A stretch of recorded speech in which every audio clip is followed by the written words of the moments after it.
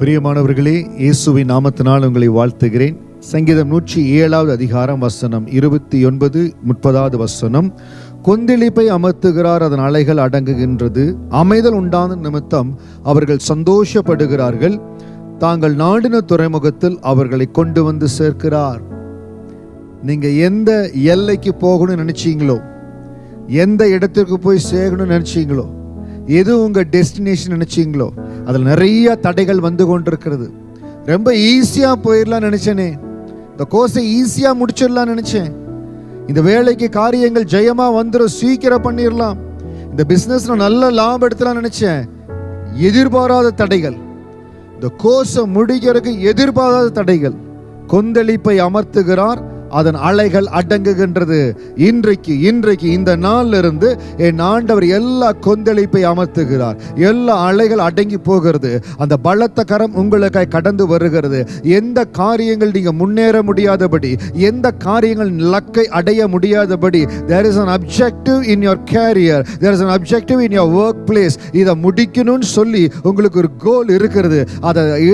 அதை அடைய முடியாதபடி பல தடைகள் உங்களுக்கு தெரியவே இல்லை. ஏன் தடை? ஆவிக்குரிய போராட்டம். எத்தனையோ இடத்துல உங்களை முன்னேற முடியாது, உங்களை கருத்துல கொடுக்க முடியாதுன்னு போராட்டம். கர்த்தருடைய ஆவியானவர் உங்களுக்கு எல்லாவற்றையும் தடைகளை உடைக்கிறார். எல்லா கொந்தளிப்புகள் அமர்த்தப்படுகிறது, எல்லா அலைகள் அடங்கி போய்விடுகிறது. அமைதல் உண்டானது நிமித்தம் அவர்கள் சந்தோஷப்படுகிறார்கள். தாங்கள் நாடின துறைமுகத்தில் அவர்களை கொண்டு வந்து சேர்க்கிறார். இயேசுவின் நாமத்தினால சொல்லுகிற இந்த நாட்களுக்கு பிறகு உங்களுக்கு அமைதி கிடைக்க போகிறது. எந்த இடத்துல தடைன்னு வந்ததோ அந்த தடையெல்லாம் மாறப்போ போகுது. காரணமே இல்லாதபடி கொந்தளிப்பு வந்தது பாருங்க.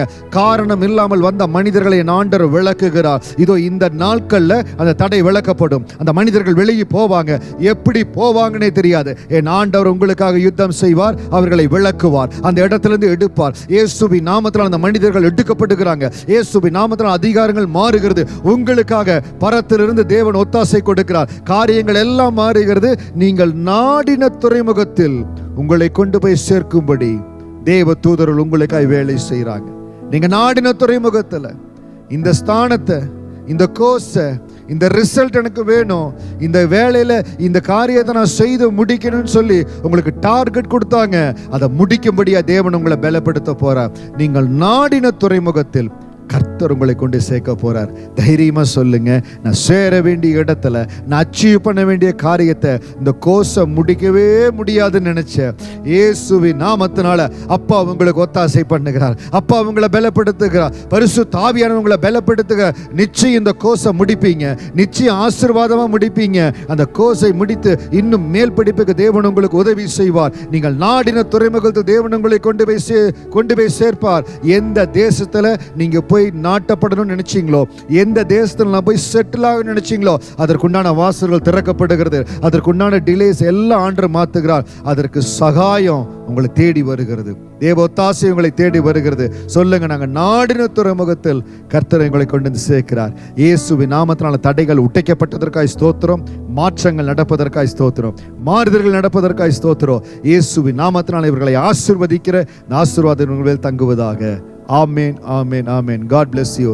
கர்த்தர் உங்களை மகிமையை ஆசீர்வதிப்பார். God bless you.